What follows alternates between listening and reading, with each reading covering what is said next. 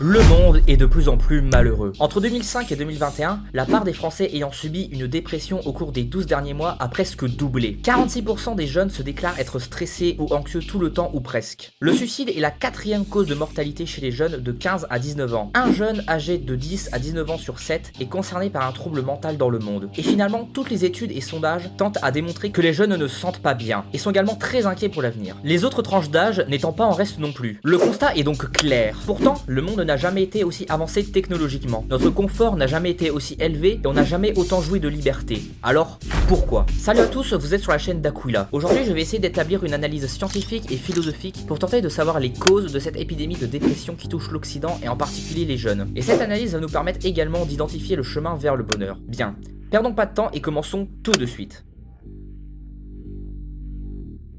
Dans la littérature scientifique, on distingue 4 hormones du bonheur. L'ocytocine, décrite comme l'hormone des relations sociales mais aussi amoureuses et sexuelles, elle est donc émise quand on passe du temps avec ses amis ou sa partenaire. L'endorphine, elle, est décrite comme l'hormone de la relaxation. Elle est sécrétée lors d'une activité physique intense ou encore dans le cas d'une forte excitation. La sérotonine, qui est décrite comme l'hormone de l'humeur et de la reconnaissance, elle nous pousse à rester dans une situation favorable mais aussi à obtenir de la reconnaissance dans notre travail par exemple, et elle joue également un grand rôle dans divers processus biologiques. Et enfin, la dopamine, l'hormone de la motivation et de la satisfaction. Et c'est elle qui va nous intéresser car contrairement aux 3 autres, elle joue un rôle plus majeur et elle est en lien avec les 3 autres. Je vais essayer de pas trop rentrer dans les détails. Pour ceux qui veulent tout comprendre sur le sujet, je vous conseille le podcast d'Andrew Huberman sur la dopamine, mais ici je vais quand même essayer de vous synthétiser tout cela. La dopamine est ce qu'on appelle un neuromodulateur qui va directement agir sur nos synapses et modifier nos neurones. Elle joue un rôle dans nos envies, notre motivation, mais aussi plus surprenant dans nos mouvements ou encore dans nos sentiments de manière générale et même dans notre perception du monde. Ne pas en avoir provoque de grands troubles mentaux comme dans la maladie de Parkinson, et ce qui est important de comprendre, c'est qu'elle est réellement capitale dans notre comportement et qu'elle est stimulée par beaucoup de choses. Alors du coup, comment elle fonctionne? Regardons ce schéma. D'abord, on a ce qu'on appelle une baseline, ou ligne de base en français. C'est en gros le niveau de base de dopamine que vous avez sans stimuli quand vous vous réveillez le matin par exemple. Cette baseline est influencée d'abord par des facteurs génétiques, le sommeil ou encore la nutrition, mais surtout par les niveaux de dopamine qu'on a expérimentés dans le passé. En effet,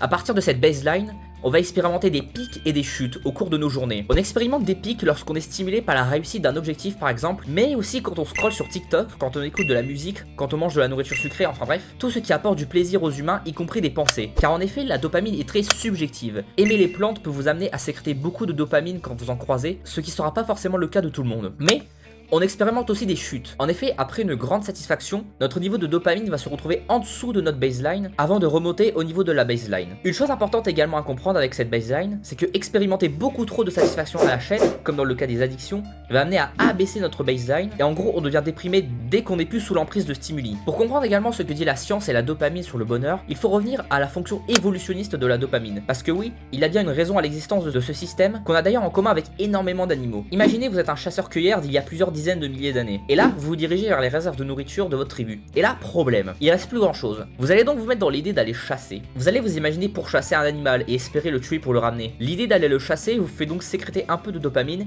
et vous pousse donc à partir en route pour réaliser votre objectif. Après plusieurs heures de recherche, vous tombez sur un animal. Habile et fort que vous êtes, bien sûr, vous le tuez et à ce moment-là, vous venez d'obtenir votre récompense. Votre dopamine est à son max. Mais une fois rentré chez vous, votre dopamine se met à redescendre, vous poussant à trouver un nouvel objectif. Le but premier donc de la dopamine est de nous pousser à réaliser des choses, de nous donner une volonté pour en particulier survivre. La dopamine est sécrétée pour nous donner de l'énergie, pour accomplir nos buts relatifs à nos besoins, pour ensuite descendre, parce que si elle resterait haut tout le temps, on serait plus motivé une nouvelle fois pour accomplir de nouveaux buts. Si on conclut donc du point de vue de la science, voici la méthode pour être heureux. Au niveau de la dopamine, il faut s'exposer peu aux stimuli faciles pour avoir une baseline haute, éviter d'expérimenter beaucoup de pics de dopamine, et essayer de trouver de la dopamine dans la réalisation d'objectifs. Et en ce qui concerne les autres hormones, les principaux vecteurs du bonheur seraient donc les relations sociales et amoureuses, également l'activité physique et la bonne santé, obtenir de la reconnaissance dans son travail, et enfin ressentir du plaisir par moment, mais sans détruire sa baseline de dopamine. Cette définition du bonheur selon la science pourrait convenir à elle seule pour beaucoup,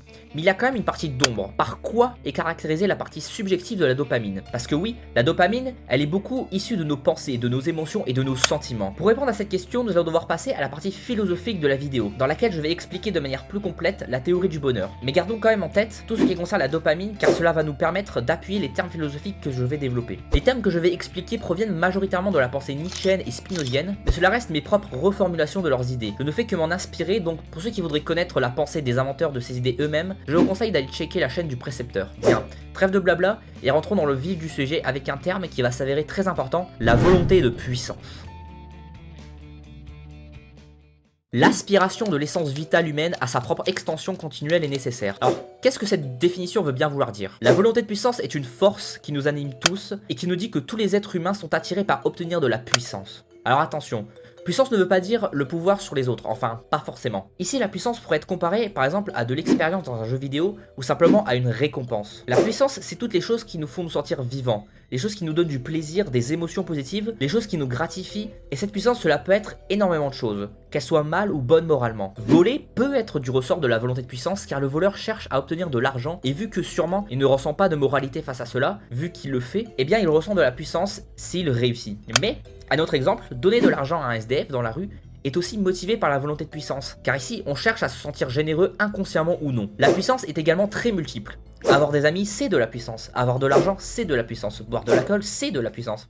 Enfin bref, la puissance c'est à la fois le plaisir mais aussi les choses qu'on réussit, qu'on fait ou qu'on possède. L'essence vitale humaine est donc quelque chose de neutre moralement. Contrairement à ce que peuvent affirmer les religions par exemple. Et ce que cherche cette essence vitale est très multiple, ce qui va nous faciliter la tâche. Ce qui est important de comprendre, c'est que la volonté de puissance est reliée directement au bonheur. La volonté de puissance amène à vouloir la puissance et la puissance amène à l'état de bonheur. Voilà la relation. En toute logique, la puissance amène à être heureux et l'absence de puissance amène à être malheureux. Jusque là, tout le monde me suit, je pense. Mais maintenant, nous allons nous intéresser à ce que je pourrais appeler la jauge de volonté de puissance et de puissance, qu'on pourrait appeler aussi bonheur, mais on va rester sur le terme de puissance. À partir de ces deux jauges, nous allons pouvoir étudier comment se manifeste et comment peut être utilisée cette volonté de puissance, ce qui va par la suite nous permettre de tirer des conclusions sur le chemin vers le bonheur. Pour cela, nous allons dresser trois archétypes que je vais présenter un à un et nous allons commencer avec le nihiliste.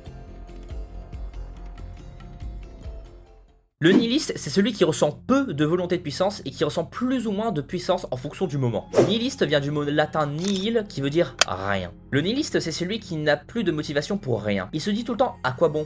Rien n'a de sens pour lui. Pourquoi vivre alors qu'on va mourir? Cette phrase est sûrement celle du nihiliste ultime. Le nihiliste ne se battra pas pour avoir plus dans la vie. Au mieux, il souhaite garder sa zone de confort. Le nihiliste, étant donné qu'il n'a pas de volonté, son seul moyen de ressentir de la puissance, c'est à travers le plaisir et les choses irréelles. La seule philosophie que le nihiliste pourrait défendre, c'est celle du carpe diem. Profiter, profiter est la seule chose qui lui reste à promouvoir. Mais profiter, ça veut dire surtout oublier. Oublier notre situation en buvant de l'alcool par exemple, et en se faisant des shots de dopamine constamment. Ce qui, on l'a vu, est très négatif. Mais le nihiliste oublie également grâce aux arrière-mondes et à la morale. Le nihiliste se dit par exemple qu'être faible c'est bien, et qu'être fort c'est mal. Et parfois il peut même se dire qu'il ira au paradis s'il reste faible. Et il trouvera de très bons arguments. Mais en fin de compte, tout ce qu'il fait n'a que pour objectif d'oublier qu'il est en manque de puissance et de volonté. Mais alors vous pourrez vous demander comment peut-on devenir nihiliste? Eh bien il y a deux moyens. Le premier moyen c'est le trop plein de puissance. Aujourd'hui c'est la forme de nihilisme le plus courant. Grâce à la technologie, nous sommes aujourd'hui tous capables très facilement de se provoquer une tonne de plaisir étant donné que l'être humain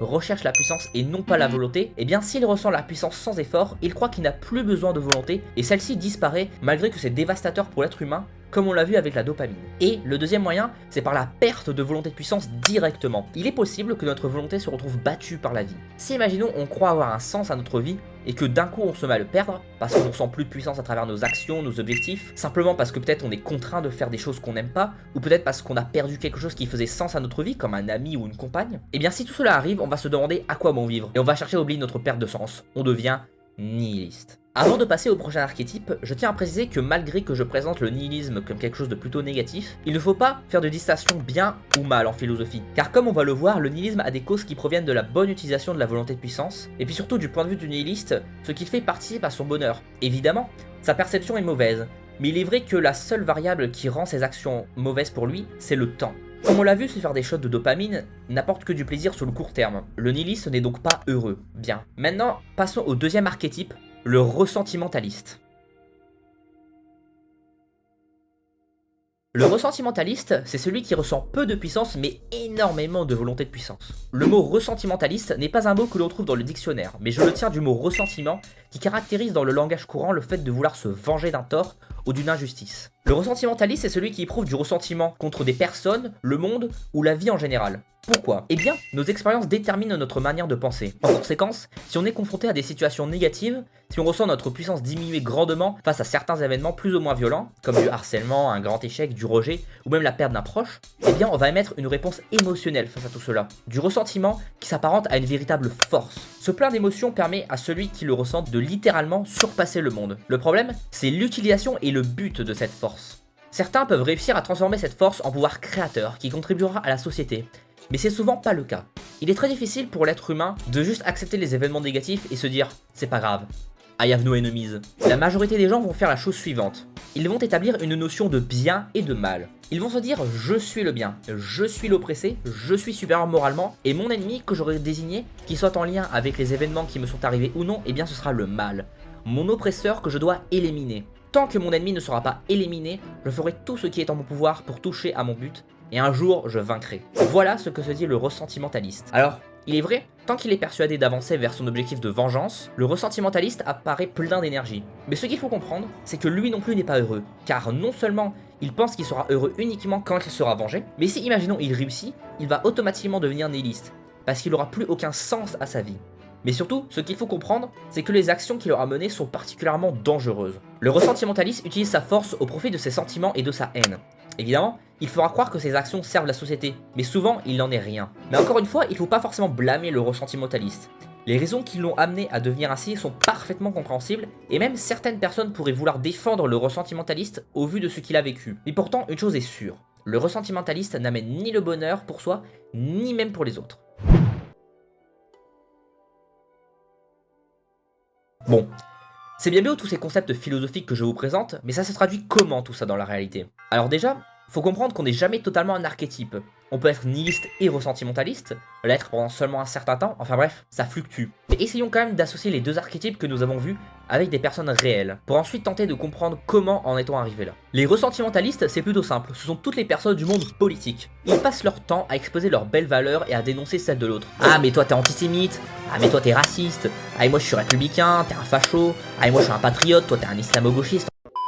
Enfin bref, un vrai cirque. Je ferai sûrement un jour une vidéo sur le monde politique, mais ce qu'il faut comprendre, c'est qu'ils sont simplement tous des ressentimentalistes qui éprouvent de la haine et qui balancent leurs valeurs morales sans réel sens à tout bout de champ. Pour ce qui est des nihilistes, eh bien ils représentent la majorité de la population et surtout les jeunes. Pourquoi?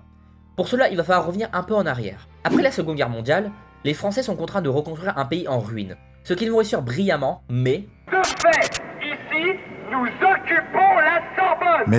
La génération de mai 68 est apparue. Leur idéologie est la suivante, il est interdit d'interdire. Les Français doivent profiter des richesses bâties. Si vous m'avez suivi jusque-là, vous devriez anticiper ce que je vais dire. L'homme est attiré par la puissance et non pas par la volonté. Dès lors qu'il possède la puissance, il croit qu'il n'a plus besoin de la volonté, il devient nihiliste. Mais c'est pas tout. C'est quoi la vie parfaite que vos parents vous ont déjà évoquée? Aller à l'école, faire de bonnes études, avoir un emploi stable et tranquille, trouver une femme, avoir des enfants, s'acheter une belle maison, et puis profiter de sa retraite quand elle arrivera. C'est sûrement un truc du genre qu'ils vous ont dit. Pourtant aujourd'hui, faire de bonnes études ne garantit pas un emploi avec un salaire suffisant. Beaucoup d'hommes et de femmes ne trouvent pas l'amour, faire des enfants serait devenu mauvais pour la planète, et il est devenu impossible de s'acheter une maison. On parlera peut-être des causes de tout ça dans une autre vidéo, mais en tout cas retenez que c'est surtout à cause de la génération mai 68 que cette situation existe. Et du coup, c'est quoi la conséquence de cet état de fait? Eh bien le monde n'a plus de sens. Pour beaucoup, la vie de rêve présentée est impossible à atteindre et partout autour de nous, on a l'impression que nous déclinons et que tout va finir mal. Beaucoup deviennent nihilistes, malheureux, les projets de vie alternatifs proposés sur les réseaux sont tellement multiples qu'on sait plus où donner de la tête et c'est devenu tellement simple de se faire des shots de dopamine que... à quoi bon? D'autres cherchent des coupables, les riches, les blancs hétéros cisgenres, les immigrés, pourtant il n'y en a aucun. Tout ceci était parfaitement prévisible si vous avez suivi mon raisonnement, et tout est le résultat de conséquences logiques qui proviennent du désir humain et du fonctionnement de la volonté de puissance. C'est vraiment capital à comprendre. Il ne faut pas que vous sortez de cette vidéo en pensant qu'il y a des méchants et des gentils. Le monde est bien plus complexe que cela. Le monde ce n'est que des intérêts et des volontés de puissance qui se rencontrent. Et dans tous ces processus, nous sommes déterminés par nos expériences et la vie autour de nous. Mais ça n'empêche pas que la vérité existe, et qu'il ne faut pas accepter que le monde va mal sous prétexte que ça devait arriver. Non. Il faut analyser la situation, tenter de trouver la bonne voie et tenter de faire en sorte que la connaissance élève l'homme. Et c'est en ce sens que nous allons parler du troisième et dernier archétype, le surhomme.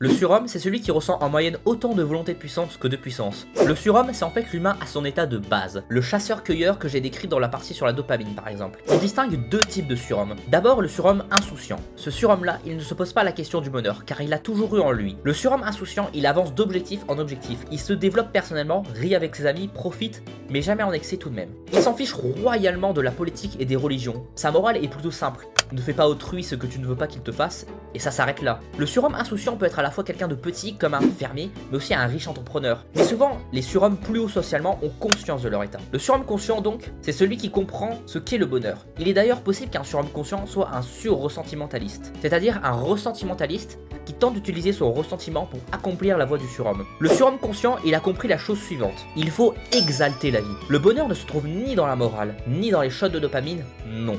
Le bonheur, c'est accepter la vie, ses imprévus, ses défis, et de toujours garder le cap. Parce que oui, le surhomme, c'est un véritable équilibriste. Le moindre événement négatif peut le faire basculer, en particulier s'il est inconscient. Mais le surhomme conscient, lui, il est stoïque. Il a compris qu'il ne faut pas éprouver de la haine face aux événements de la vie. Il ne faut pas laisser nos sentiments prendre le dessus et toujours faire preuve de raison. Des exemples de surhommes, il y en a plein. Napoléon Bonaparte, Yomi Denzel, Ichiro Oda, Thibaut Inchep, enfin bref, les exemples sont très multiples. Mais ce qu'il faut comprendre, c'est que le surhomme peut être grand ou petit. Il peut faire du jardinage, du bodybuilding, du dessin, du business, peu importe. Mais dans tous les cas, le surhomme exalte la vie. Il crée, il aime, il bâtit, il se développe, il ne juge pas autrui, il profite de chaque instant sans se rendre compte du temps qu'il passe. Par contre, attention. La voie du surhomme, c'est pas la voie magique. Déjà, comme on l'a vu plus tôt, en créant toujours plus de valeur ajoutée, le surhomme ouvre la voie à la tentation, et donc au nihilisme, qui lui-même amène au ressentimentalisme, et qui, à deux, détruisent la société. Et puis autre chose capitale, il est impossible de supprimer la souffrance et les efforts. Le nihiliste souffre quand il n'est plus en train d'oublier et qu'il pense à sa situation. Le ressentimentaliste souffre tant qu'il n'a pas obtenu sa vengeance. Et le surhomme, lui, souffre pour obtenir ce qu'il veut. Il travaille. Mais l'avantage du surhomme, c'est que c'est un modèle stable. Tant que le surhomme reste un surhomme, il n'y a pas de limite à son bonheur et il sera heureux en toutes circonstances. Mais ça peut être très compliqué de tenir. Alors, que pouvons-nous conclure de tout ça ? Déjà, vous aurez remarqué que ma description du bonheur philosophique correspond exactement au bonheur scientifique. Ce qu'il faut retenir, c'est que la volonté de puissance est un état de fait. Nous devons composer avec elle et nous devons trouver le moyen d'éviter que cette volonté dégénère en nihilisme ou en ressentimentalisme. C'est donc tout un travail d'analyse et de remise en question qui doit être établi, et c'est un peu le sens de cette chaîne YouTube. Dans mes futures vidéos, j'essaierai d'établir du mieux que je peux une doctrine qui permettra d'arriver à l'exaltation de la vie. J'essaierai aussi d'établir les analyses des causes de la situation actuelle de notre pays et j'enrichirai toujours plus mes constats. Si tout cela vous intéresse, n'hésitez pas à vous abonner pour ne pas manquer les futures vidéos. Si je suis arrivé à faire l'analyse que je vous ai présentée aujourd'hui, c'est parce que j'ai dû comprendre le bonheur avant de le ressentir. J'espère que cette analyse vous aura fait écho, j'espère être proche de la vérité, en tout cas je ferai tout pour m'y approcher. Bref, exaltez la vie, c'était Aquila et je vous dis à la prochaine.